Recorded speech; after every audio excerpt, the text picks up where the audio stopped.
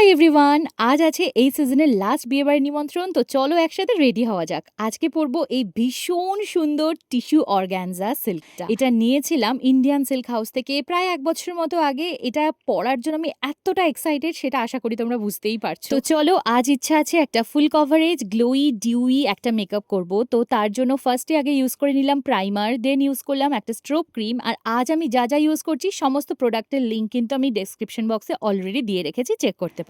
Concealer blend করে নেওয়ার পর আজ একটা এক্সট্রা স্টেপ ফলো করব, সেটা হচ্ছে অ্যাপ্লাই করব সিসি ক্রিম। তারপরে ভালো করে ওটাকে ব্লেন্ড করে ফিক্সার দিয়ে সেট করে নিলাম আর খুব অল্প অল্প করে ফাউন্ডেশন অ্যাপ্লাই করলাম।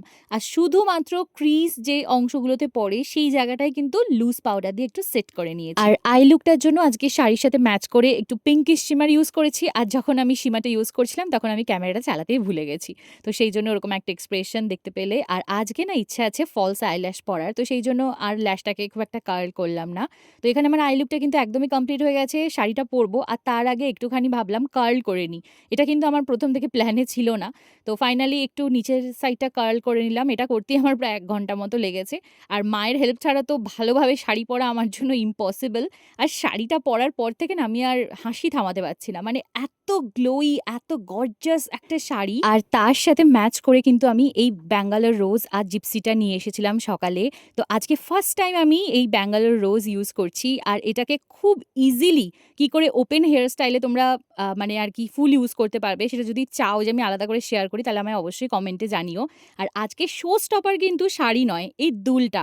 কারণ এইটার জন্য আমি প্রচুর প্রচুর কমপ্লিমেন্টস পেয়েছি। এই দুলটা 2 বছর প্রায় আমার বক্সে পড়ে আছে, পরার কখনো সুযোগই হয়নি। তো ফাইনালি আজকে এই শাড়িটার সাথে ম্যাচ করে পরলাম। আর তার সাথে এই ব্রেসলেট, কপার কালারের ওয়াচ আর ফিঙ্গার রিং অ্যাড করে নিয়েছি। আর ব্যাগটা এই ভিডিওতে নিতেই ভুলে গেছি।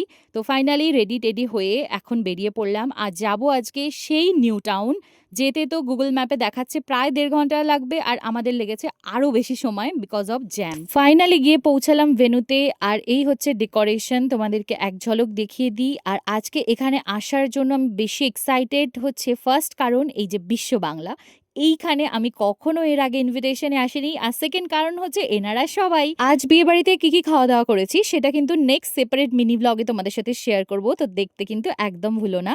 তো এখানে এসেই আগে গিফট দিয়ে ফটো তুলে দেন স্টার্টার খেয়ে নিলাম। আর তারপরে আমরা যে কাজ সেটাতে লেগে পড়লাম, ফটো তুললাম, প্রচুর প্রচুর গল্প করলাম, ভিডিও করলাম, আরও বেশ কিছু স্টার্টার খেলাম। দিয়ে ফাইনালি দেখলাম যখন কনে যাত্রী এসে গেছে আর আমাদেরও বাড়ি ফেরার টাইম হয়ে যাচ্ছিল, তো আরও কিছু ভিডিও নিয়ে খেতে বসলাম একসাথে।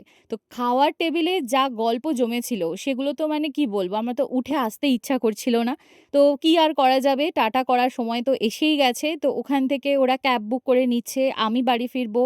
আর ফাইনালি লাস্ট এই ভিউটা আরেকবার ক্যাপচার করে নিলাম। আমার ভীষণ ইচ্ছা আছে একদিন বিশ্ব বাংলার ওপরে যে রেস্টুরেন্টটা আছে ওখানে আসার। তো দেখা যাক কবে আসা যায়। তো এখন আমি ফাইনালি পৌলমীকে টাটা বলে আমিও বাড়ি ফিরবো। তবে বাড়ি ফেরার সময় যা জ্যাম পেয়েছি, আমার বাড়ি আসতে কটা বেজেছে সেটা জাস্ট তোমরা কয়েকটা সেকেন্ড পরেই দেখতে পাবে।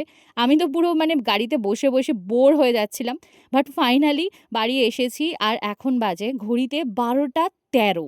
মানে ক্যান ইউ ইম্যাজিন কখন গেছি? সেই দুপুর 3টের সময় মেকআপ করেছি আর এখনও অ্যাজ ইট ইজ আছে।